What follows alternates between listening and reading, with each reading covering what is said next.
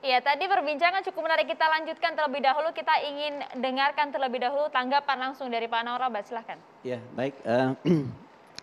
Bagi saya status uang itu uang siapa?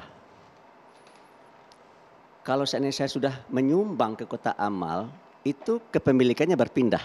Tidak lagi milik saya ya. Itu adalah milik mustahik, orang yang berhak. Nah, orang yang berhak itu ada 8 kategorinya ya. Fakir, miskin, amil, sampai fisabilillah ibnu sabil ya. Orang yang dililit oleh hutang, mu'alaf itu kan. Ada 8 itu. Tadi saya agak kaget juga. Diserahkan kepada negara. Negara tidak boleh mengambil hak yang bukan hak dia. Negara tidak boleh mengambil dan mencabut hak individu. Negara tidak boleh mengambil dan mencabut hak masyarakat. Begitu juga sebaliknya. Individu tidak boleh mencabut dan mengambil hak negara. Individu tidak boleh mencabut dan mengambil hak masyarakat. Dan masyarakat juga tidak boleh mengambil hak negara. Dan masyarakat juga tidak boleh mengambil hak individu. Itu bagi saya, ini uang siapa? Ini jelas bukan uang negara ini. Ini adalah jelas uang si mustahik. Karena identitas penyumbang tidak diketahui Pak Anwar Abbas. Oleh karena itu bukan kepada orang yang menyumbangnya dikembalikan ini.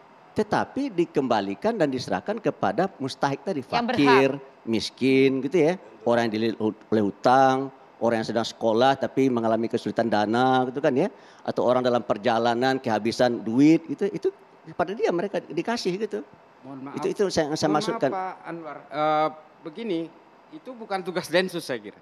Densus itu kan penegak hukum Pak. Artinya semua alat bukti yang berupa liquid money ataupun apapun bentuknya itu harus diberikan kepada negara Pak. Menurut undang-undangnya? Ya menurut undang-undangnya seperti itu. Tidak bisa Densus kemudian melakukan eksekusi itu. Tetapi sedikit saya salah ya. Tapi negara tidak boleh memiliki uang itu. Karena itu bukan uang negara. Oh nah, ya, itu diserahkan yang oleh berhak negara untuk mengembalikan itu ya akhirnya misalkan negara. Diserahkan oleh negara kepada pesantren, ya kan? Diserahkan oleh negara untuk pembangunan masjid, gitu kan ya? Nah, sehingga akhirnya niat daripada orang yang memasukkan uang tadi ya tercapai gitu.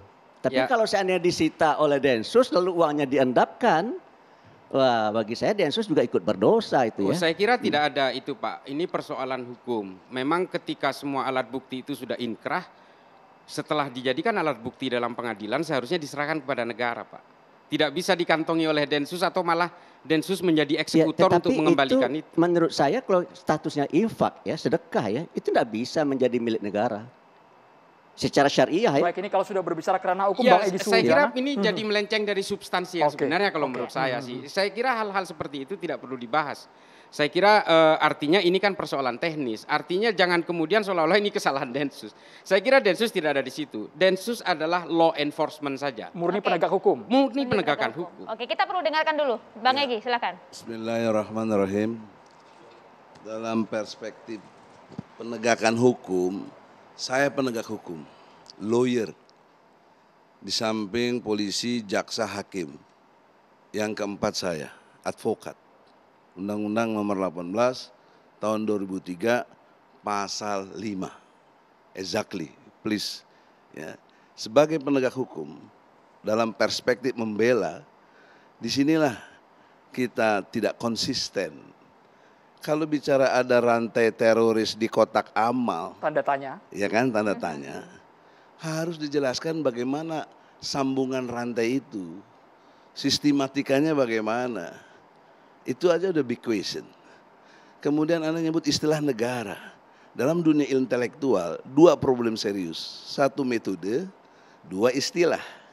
Anda menyebut istilah negara. Negara apa? Kalau Anda bicara negara ada 4. 1 rakyat, 2 pemerintah, 3 wilayah, 4 hukum. Atau bisa 3 hukum, yang keempatnya adalah wilayah. Anda nyebut negara, mana dari 4 unsur tadi? Yang benar adalah pemerintah. Ini tindakan pemerintah, karena polisi itu exactly di bawah pemerintah. Jaksa di bawah pemerintah. Maka kita sering salah dalam istilah negara. Negara apa? Kalau bicara negara, Anda, saya masuk negara, karena saya rakyat. Kalau dalam bicara penegak hukum, saya penegak hukum, Anda enggak. Jadi saya punya hak penuh dalam perspektif membela. Nah, itu satu ya, yang poin pentingnya. Yang kedua, dalam istilah kotak amal. Everybody tahu persis kotak amal itu ece-ece lah. Paling tinggi berapa isi kotak amal itu? Ya, udah berbulan-bulan aja kotak amal saya lihat kosong aja. Tapi kalau dikalikan ratusan bahkan Ya, ribuan. katakan Bang Egy. 700 kali 1 juta, 700 juta. Oke? Apa signifikan buat teroris? Teroris itu butuh dana besar, bikin bom, bikin segala macam yang berkait dengan kekerasan. Tidak signifikan. Saya kira Ini Abang tidak- framing. Ada saya ngomong jangan bantah. Anda Enggak, ngomong saya abang nggak bantah. salah. Abang Enggak salah, salah terlalu apaan salah. menyimplifikasi, Anda nggak punya hak seolah-olah bicara kotak salah. amal itu Ini nggak- intelektual. Seolah-olah Kalau kotak salah itu amal itu urusan nggak ada hakim duitnya. sama jaksa sama itu bicara di situ. Bang Egy, 700 Anda juta, diam dulu aja. 700 juta apakah tidak sebanding Bang itu jadi dana operasional nantinya? Tidak signifikan. Ini cerdas sekali Pak Abbas. Itu konteksnya begitu. Harus dikembalikan kepada 8 asnaf namanya. Ya, dalam surat At-Taubah ayat 60. Baca Quran ya. Jadi dalam perspektif itu tidak tepat judul dalam pengertian ada rantai. Enggak ada rantainya. Harus Anda berani jelaskan sistematikanya. Hukum, poin pentingnya adalah kausalitas. Sebab akibat, maka terjadilah satu hal yang disebut peristiwa hukum.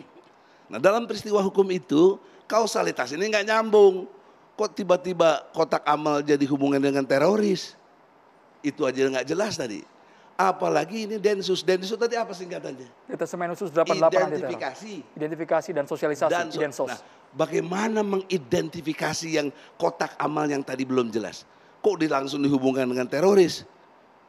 Mengapa yang benar-benar teroris di Papua itu nggak pernah diserbu sama Densus? Karena ada terbukti Bang, pernyataan Anda- dari salah ini satu fokus anggota Jemaah dulu, Islamiyah. Bicara kerja Densus. Nanti Pak Kombes Sidik bisa jelaskan. Harus jelas, kita ini negara demokrasi dan hukum.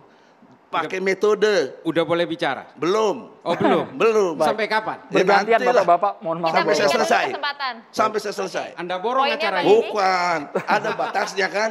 Baik, Kalau Bang yang Egy. mutusin dia kami, boleh. Kami Anda berikan nggak boleh. kesempatan 2 menit lagi Bang Egy. Ah, Nanti 2 secara menit lagi tuh. Poinnya bergantian. berikutnya Harus Bang tahu Egy. diri. Jadi poin pentingnya dalam perspektif tadi 2 hal udah lewat.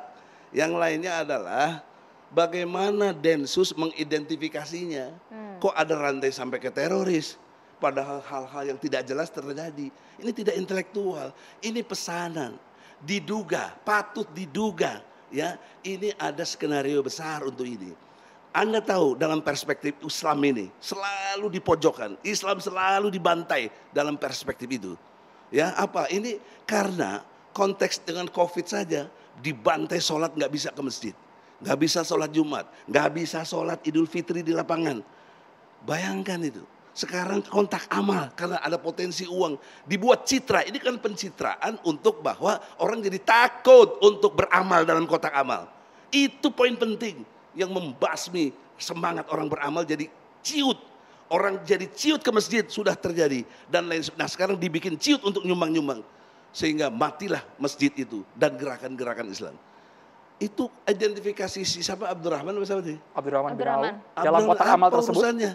Dia nggak terkenal di dunia teroris. Meskipun ada pernyataan langsung dari terduga terorisnya Bang. Ada, itu kan skenario bisa. Enggak, abang nggak ngerti persoalan. Abdurrahman bin Auf nggak ada skenario. Boleh. Mikrofonnya Bang. Abdurrahman Tadi bin udah Auf itu tahu nggak boleh menjalak masih jalak juga. Abdurrahman Kok tidak bin beradab dalam intelektual ini? nggak Diam. bisa. Bergantian, Diam. Abang Bang Egy. salah. Apa Kalau salah apa? harus saya hentikan. Hentikan apa? Abdurrahman bin Nggak ada Auf itu hak yang siapa? berhak hentikan dia. Baik. Bang Tadi Egy, diberikan waktu kita 2 menit bergantian ke Bang Bang Egy. Islah Kita karena sudah 2 bergantian. menit Baru lagi saya kesempatan Bang kasih Islah. nanti. Bang Islah Baik. silakan. Makasih, makasih. Nyalak. Jadi gini, Abdurrahman bin Auf itu memang sahabat Nabi yang paling kaya, tapi ini nama yayasan bukan nama teroris. Jangan salah. Nama yayasannya adalah Lembaga Amil Zakat Baitul Mal Abdurrahman bin Auf. Yang sudah merupakan pengembangan ada 22 tersangka di situ. Termasuk some organizer. Ini adalah pengembangan dari kasus-kasus sebelumnya yang dilakukan oleh Densus. Dan ini berantai. Ini adalah pengembangan semua yang termasuk yang di Lampung 4 kemarin itu. Totalnya 11 dari Abdurrahman bin Auf dan some organizer juga 11. Nanti ada lagi juga di Makassar, di Maluku dan sebagainya. Bang, Densus itu menangkap tidak mungkin tanpa alat bukti yang cukup, tanpa ada kesaksian dan sebagainya. Kalau memang Abdurrahman bin Auf ini dianggap Densus ini memerangi Islam misalnya, menangkap Abdurrahman bin Auf ini seolah-olah ingin nyekeng Islam, tidak begitu, bukan begitu caranya. Memang terjadi penyimpangan, yang menyimpangkan ini bukan Densus, yang menyimpangkan ini adalah kelompok teroris namanya Jamaah Islamiyah. Pengumpulan dana ini dilakukan untuk melakukan i'dad, perekrutan, pendidikan. Mustahil ada kelompok teroris yang tidak ada rekrutmen maupun pendanaan. Ini jelas, Antonio Gramsci menulis itu. Mustahil ideologi itu akan bisa merebak dalam suatu negara tanpa ada pendanaan. Seperti ini Mas Islah, patut diduga kotak amal yang tadi dikaitkan dengan terorisme adalah pesanan. Mas Adi nanti ikut menanggapi sesaat lagi. Kita harus jeda dulu, Bapak-Bapak, hanya di Catatan Demokrasi.